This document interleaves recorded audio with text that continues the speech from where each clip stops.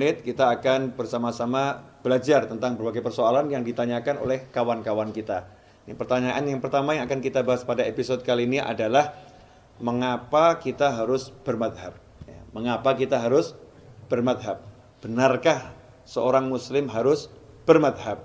Ya, kalimat mengapa kita harus bermadhab dan benarkah muslim harus bermadhab? Saya kembalikan kepada Anda semua gitu, untuk menjawabnya setelah mendengarkan apa yang saya sampaikan. Sebetulnya memang setiap muslim dalam hidup ini harus kembali kepada Al-Quran dan Sunnah, karena pedoman utama umat Islam adalah Al-Quran dan Sunnah.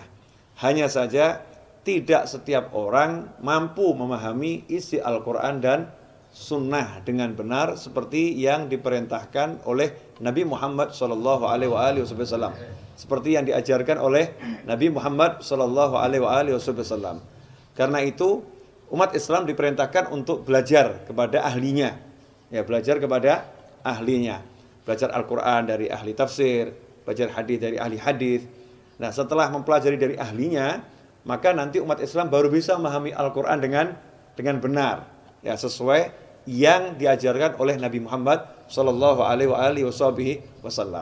Maka bermuncullah ulama-ulama yang mengambil kesimpulan-kesimpulan hukum dari Al-Quran, dari hadis tentang ajaran-ajaran sholat, ajaran-ajaran puasa, ajaran-ajaran zakat, ajaran-ajaran haji, umroh, dan seterusnya.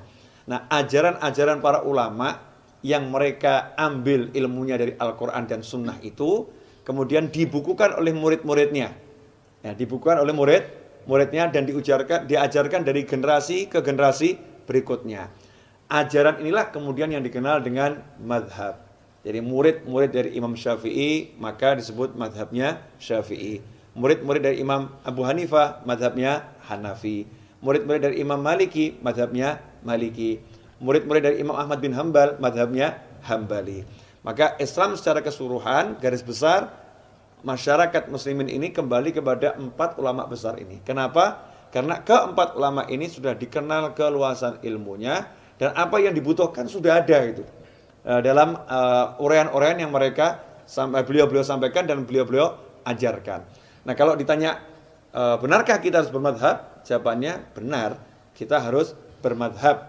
Karena dengan bermadhab kita selamat dari memahami Al-Quran dan Sunnah sesuai dengan pikiran masing-masing, dengan kepala masing-masing. Yang mana Rasul melarang, ya, kita belajar sesuai dengan kepala kita, pikiran kita.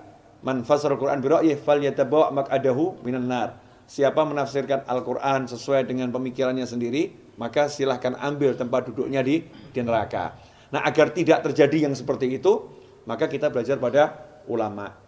Udah ada ulamanya. Alhamdulillah di Indonesia mayoritas mengikuti ulama yang bernama Imam Syafi'i, sehingga madhabnya dikenal madhab Syafi'i. Di negara lain mungkin berbeda. Di Mesir juga ulama yang dikenal adalah Imam Syafi'i, sehingga madhabnya adalah Syafi'i. Nah, kalau ada orang berkata saya nggak mau kembali pada madhab, Al-Qur'annya ada, hadisnya ada, justru itu berbahaya. Nanti dia akan mengambil hadis secara tidak lengkap. Karena hadis tentang takbiratul ihram misalnya bukan cuma satu hadis. Hadis tentang ruku', ya, bukan cuma satu hadis. Hadis tentang bagaimana cara duduknya Nabi Muhammad SAW, ya, ketika tahiyat awal, tahiyat akhir, bukan satu hadis. Karena hadisnya itu banyak dan terkadang hadis yang satu dengan hadis yang lain tampaknya saling bertentangan.